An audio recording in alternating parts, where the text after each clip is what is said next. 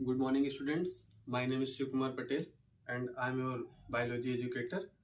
तो हम आज बात करेंगे सेल के बारे में। सेल मतलब आप अगर बायोलॉजी पढ़ते हैं तो सेल एक ऐसा टॉपिक है कि जो आपको हर एक जगह देखने को मिलता है।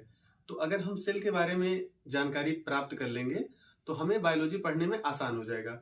क्योंकि अगर आप बात करें चाहे वो प्लांट की या फिर एनिमल की, तो जितने भी ऑर्गेनिज्म हैं, चाहे वो प्लांट हो या एनिमल हो, सबका जो फॉर्मेशन हुआ है वो बेसिक यूनिट सेल से ही हुआ है।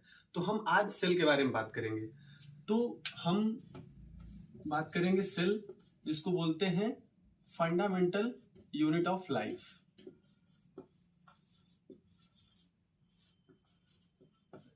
Unit of life.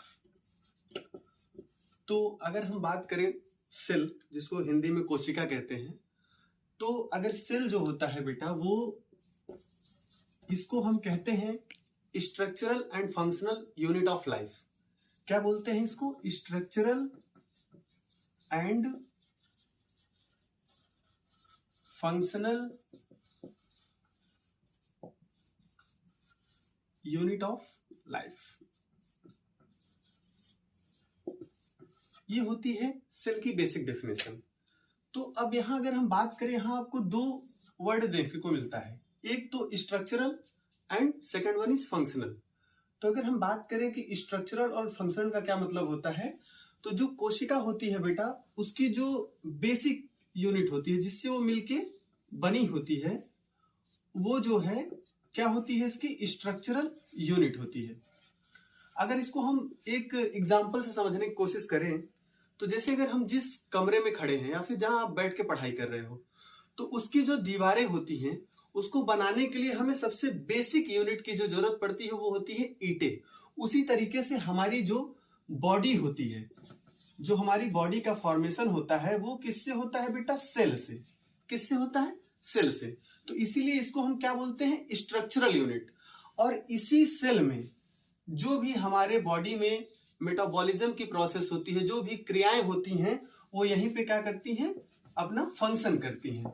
तो इसीलिए हम सेल को क्या कहते हैं? Structural and functional unit of life. तो अब अगर हम बात करें सेल की, तो ये दो प्रकार की होती है। हमारी जो कोशिका होती है बेटा, वो दो प्रकार की होती है, जिसको हम बोलते हैं प्रोकैरियोटिक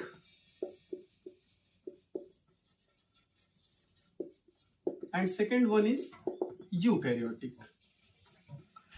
अब देखो बेटा, बात ये है इसमें, प्रोकैरियोटिक एंड यूकैरियोटिक, ये हो गई हमारी दो प्रकार की कोशिका।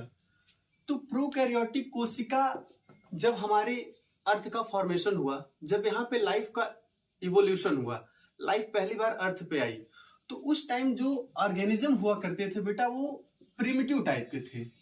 कैसे थे? प्रिमिटिव टाइप के, मतलब बिल्कुल एकदम सिंपल और सरल हुआ करते थे। और उनकी जो कोशिका होती थी, उनकी जो बॉडी होती थी, वो प्रोकैरियोटिक होती थी। अब अगर हम बात करें प्रोकैरियोटिक की, तो यहां पे आपको एक चीज समझनी पड़ेगी कि जो प्रोकैरियोटिक होता है, उसका सिंपल सा डेफिनेशन होता है बेटा, प्रो मीन्स होता है प्रिमिटिव एंड कैरियन मीन्स होता है न्यूक्लियस।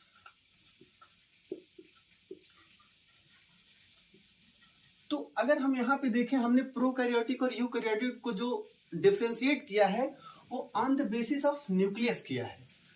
तो अगर हम बात करें प्रोकैरियोटिक में, तो जो न्यूक्लियस होता है वो हमारा वेल डिफाइंड नहीं होता है।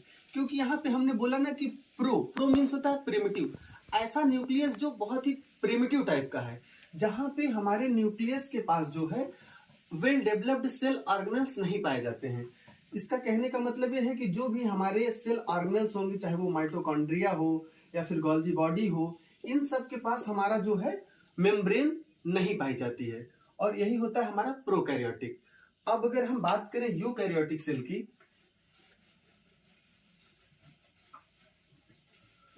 तो जो हमारा यूकैरियोटिक सेल होता है बेटा, वो प्रोकैरियोटिक से थोड़ा सा एडवांस होता है।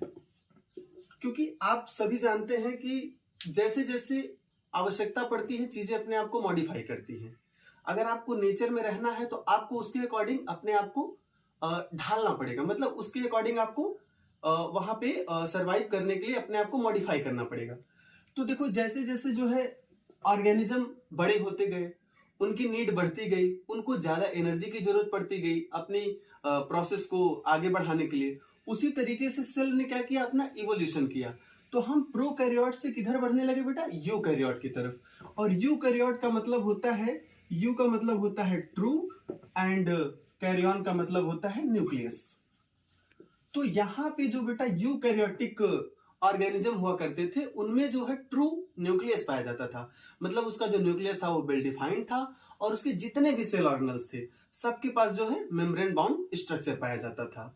तो ये हमने न्यूक्लियस के बेसिस पे सेल को दो प्रकार से विभाजित किया, एक था हमारा prokaryotic and second one is eukaryotic कोशिका। Thank you so much.